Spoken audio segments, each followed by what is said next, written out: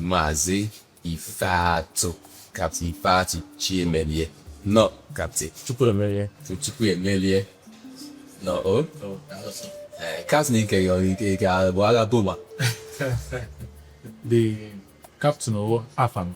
I won't title. Well, who would title? Wow. So I know Ifeatu Kodima or Captain. I got about persons was. Kedu ihe ka ha ga-obi sie gị ike esi na foto ka ị ga-ese? Ya wo bukim kasa ka mụnwa bụ onye ihe m ka otu m esi were sụọ ya n'Igbo. Abụbụ onye na fashion na-agbasa. So dịka mgbe m na-etonite ise foto ihe mmakpe passion because mgbe m na-etolite ha ma anaghị mma m na-asị na m like love so ụdị efe ọwụ na m bụ so na ọpịrị ha ma like talk so and ana m like ọwụ na efe ọwụ na m bụtụrụ njiri esi teach nke onye gotere gị chi ase. Yes. So but mgbe ahụ ebidobe m sebe picture and then go ndị ese picture. You understand? So from there, the thing, the thing. Yes. So,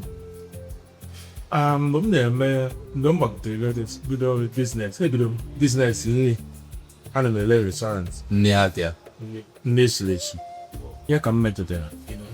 On them Canada, the thing order, I can't go to where. Like yes. So before you know, okay, YouTube camera IGBO-AMAKA is a thing. So more than they want the camera, videos learn my friends.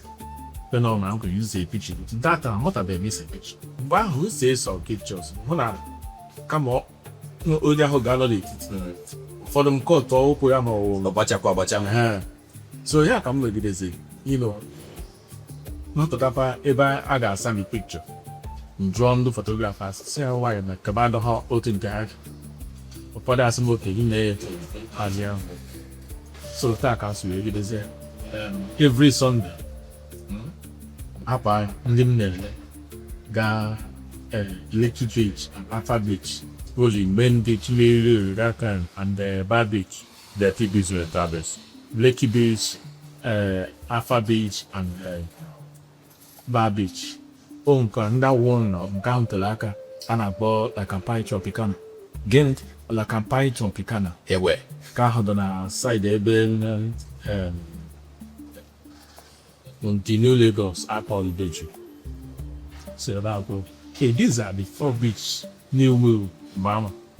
And them on a mainland either Alpha Beach or Lekki Beach. Or Bad Beach, scour the main beach. Oh, yeah, we're not there Lagos now, market. So in the messy what chalk and blue open camera, Ngana the boats. In this into Amatobia, you then dinner my area. Wow. Who say champ nya for free? If you nya free, yes. So maybe there's here where motorized city. So maybe I a teach. Mda handle by my man. Say, behind the head. So videos there, and that's over. You might go on Kita or digital. Go he said with the DTM or 1 million. Oh, film.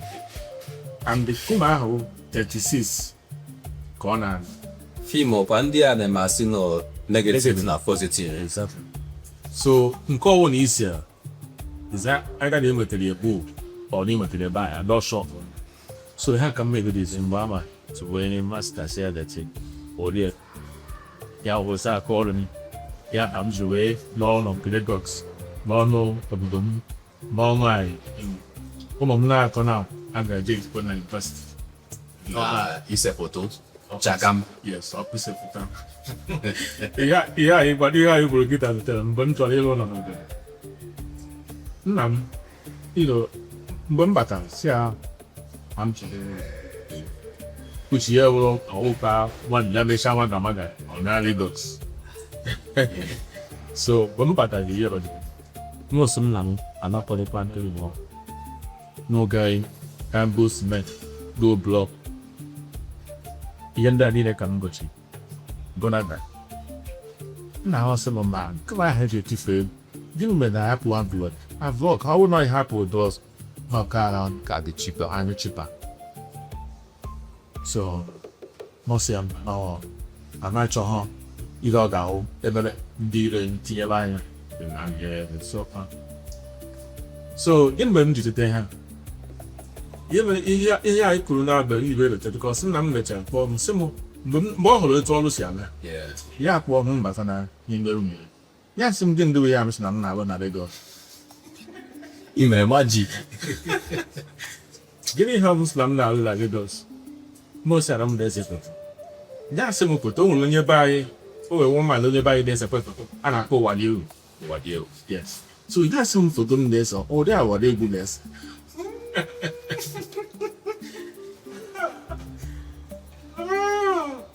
Most yes, all times so one take us to the public say yes, but no in a modern way. So here memjube he fell back to basically pachaka. So that's it. All thank you see video is a to and really na so Kedu tu yesi we gangwa, kedi kala bi yesi we jewela. Ki we change se simba, ebi kan so we sie fashion yesi tu. eziokwu dị na ya wụ na ọwụhụ ma mụọ isho one man onye be anyị a na-akpọ Charles onye bụ the shop so onye abụghị in Lagos so mostly from when do go can you show say who na-esi dị ya foto m si agba mbọ apụzara m shop Ara sure. apụzara shop ihe ọ na-emezi every week ọbịa ọgara m eze adị mgbe ama ọ na-aga abịa ọ na-aga mgote akpada yi nlecha ya nlelepụta ego ga-egote akpada yi From papa guy mood so the man is so happy ọ dị m aṅụ mmanya mana ọ na-aga nlecha ọ maka na bada aṅụ mmanya onye ma egosi m amabaghị m ga-anọ bụ anyị Or so they got canoe. exactly. So total most we video the distance. So when people they see the distance, we can get around, it did the aja eco. See back I be very. So one in Ghana, who to the book and they to no moment so na email, a man bona and one or name you can see in the church. So could I do my because maybe they do that. So, it comes to maybe those years. Chavazier will meet you with one can look at So we saw it's the man for that my attention at the bag. Not bomb some I'm not body up. But in half is my meditation. Right back. He have the basic it out. So what can happen? Will you put a shop?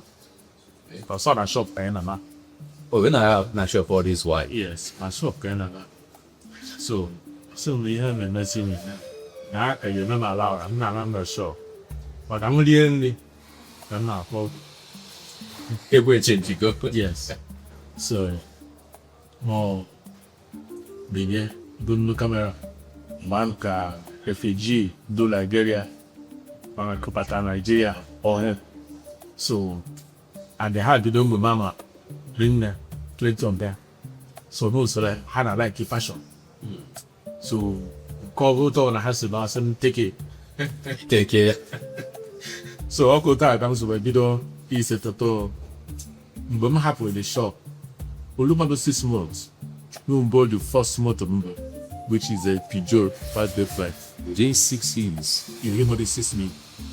But people I tried to do that. The first day buy awesome amba hapu shop nga banana pande so happened that first day so go to the very catch out their university they say happen to have they really funny come back go she gunjuna kasi na wow later kụwa. So na m nọ na-egbu oge kam. So ya ka m ji wee sị gị na look of the 6 months. Nobody us not anymore, which is I feel fine. And I'm buying with cigarette at the shop. Akwụsịgo m ịra ha na shop na nwetụla m the shop kind of after ka m bidoro the business and the photo business. We look more a month and no rent ha maka own house. Kedu ọdị bụ ọrụ izizi ịrụ? Ị ga-asị dị abụọ ọrụ izizi ịrụ onye m nnọọ ego dara ka ego duponchi. The ọrụ izizi mma sị na m nọ nwetara nnukwu ego akwụkwọ ọpụpụ ebe ụba. Anọ m na lab ebe anyị na-asa picture. Okay. Atọ na lab. Mbizigbo ọbata. Osi ya na-achọ photograph ga-adị alụrụ ya ọrụ. So, all the photographers nọ na the studio ebe anyị na-asa picture. Onye ọhụrụ si na-egosi kamera ọ na-use. Onye nke ọhụrụ si wepụrụ ya na-ahụ. So, mụnwa almost the last person. Possible see it and I the color because mama I don't like here now after I want to do it easy to profession. So from where they band in the film going down they use it cameras. Go now with camera down they use. You get this make sure you go care for charger. Yes. So and that I mean about dinner party is not just only about the camera. If you have good lenses, no matter the camera you're using, as far as you have the good use and know how to handle your camera, that's the most important. So yes, some with the camera, maybe say yes, long man man. So and this man now UB now the hero bigger than UB. So what that comes to again? Somewhere, sorry. So most of them young. Then they bomb actually low and it made it so that arbitrary did. So from years the man stick to me. So yes. So if I can say video, if I see all So many other companies are later John met on that. So that was it. yes. Help me out your money, yeah. Peace. Well, we here with the when na ihe agbanwe malitere mgbe eji pio aga secha ana-ese ana-edego mgbe isecha foto tasị ihe dịka dibịa were ya 2 weeks mgbe finish wee ju wee gaa na lab wee saa ụfọdụ asacha ya ọ na-egbu bra ụfọdụ asacha ya ọ na-egbu abịachu ma kịta ozi instanta mana ofu ihe dịka ihe chere ọnụnwa ya sịkwa iwu aka mgba bụ nke akpụkpọ teknụzụ ụfọdụ ga-asị n'ọghara mma ụfọdụ ga-asị na ọ ga-anapụ ndị ọzọ ndị na tebụl ha omere otu si nwanne Igbo ọdịna balance things up the real thing creativity and AI. Whether you believe it or not, technology has come to stay. You can't go back. You understand? It's just like back in the use film when they say picture. But digital camera batara on. Ụfọdụ ndị otu si mba na digital camera ahụ ya that you can never compare with the film camera. Yeah. The truth is, those people, most of them are out of job. Like the AI line in OP, yes, the AI has conquest. You can't do anything about it. So he can measure you just like animal. All you have to do is align with technology. Align with technology. Yes. So that will even help you and make your job easier. So you cannot take jobs from us if unforeseen. It's just like before. On the main job easier, can easier and then it's lazy. On a mere or easier. Why am I saying on a mere or easier? Okay, like during the time of thing, you have to be a photographer before you see a picture. You have to learn it. Because all the numbers, one can acquire one can acquire speed, one can acquire ISO, all these things works in alignment to expose that thing to make the picture go. Do you understand? Okay, for instance, can we do an example? I want to be on unless a picture.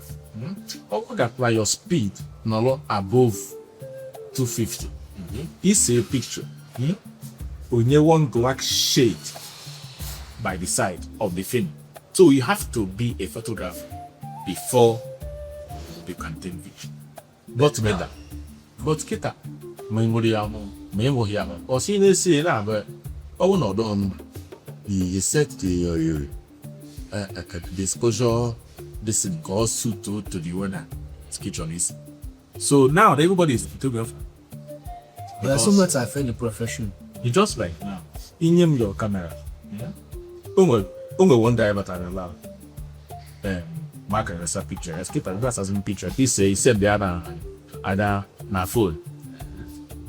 Other as a picture. He said he sent the other young he said yeah na phone. For share vazia na all the social media. Oh, what is it? Digital, soft copy. Soft copy.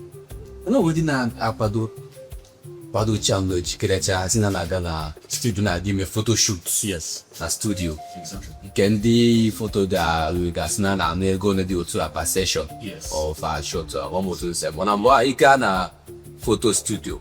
Wow, we can na 15 naira, 100 naira per copy or printing. Mona kana down na photo studio. So, Imana, it's just like what I said. The technology age kind of here. All bang here I need to film. People are my hand for had a miss photo shoot to maybe you never that day. You got a photo shoot. Got about we had to look at pregnancy shoots. All these things. Brother shower. You hear? But kita how technology people going to flow with lot of going on. Because I remember during that age, woman gonna this age, I don't have that scan over again to make it a digital form.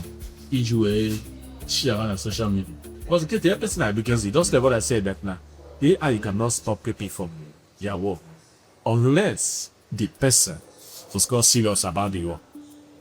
I'm so passionate about that and photography. I'm so passionate about it. I don't get time to drink pictures or comment with this content because it's something I have passion for. Mana ibia secha koto ano esentia izo bunas na internet does not cocker. Mana when I go secha photo ibia na be mo ifucha big albums, hard copy albums, the big ones. Sometimes you see for the papa, the mama, so that's for the grandparents generation of this person that I don't even know. And now who I know those memories. I don't know using The memory is still there. good memories were there. Photos you were. I just Brazil. Photos you do power because photos you do power. I can make per hour. That kind of album. Hard copy album in a better way. The album and the music can no wasn't no bomb because some kind of number one at this actually 50 18 na popo I get general cover I'll cooperate. yes they're looking Chiemelie it's a million the picture in it on your photo yes man kita I be made like a photo up one aside and yes and it's not that cool I can wear synthetic armor. You understand? So which is even far better than Lekoda. How much will it cost to the copy of that synthetic come to you? It depends. It depends. And one thing you should learn about OLU metal price. So it depends on this thing. But to give a text, you get what the depending on how many things you see about you get what the price like 200,000.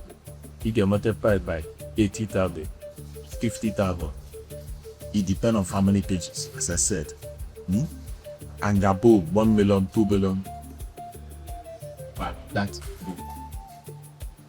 Mana mmadụ nwere ike buru kamera na-akwụ akpọ ya passion ọnụ mauji ya make uwe ego ọnụ na-esepa kamera ahụ so ka ezo otu m ga-esi wee haziri ya na mamịnya bụ professional photographer. dress your man, you do presentable.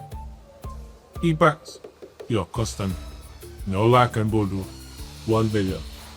Onye anya so na water. Without argument of war. The tomoloti yesi will not appear. Oh, good Ihe name. breka. Yes, don't care. Oh, good name, man. Onye go na na-ekwu okwu ya na-aga nke a. Onye ga ọsị nwoke ya ga-get back to you. You sit down. Get back to you. You know, when you get, I'll get back to you. I don't know. There's no. Yo, Scar, the gap is it with my course. You understand? So that's what it is. The most important thing in life is that ihe ọbụla ị na-eme mee ya otu obi gị mee ka ị bụrụ onye njem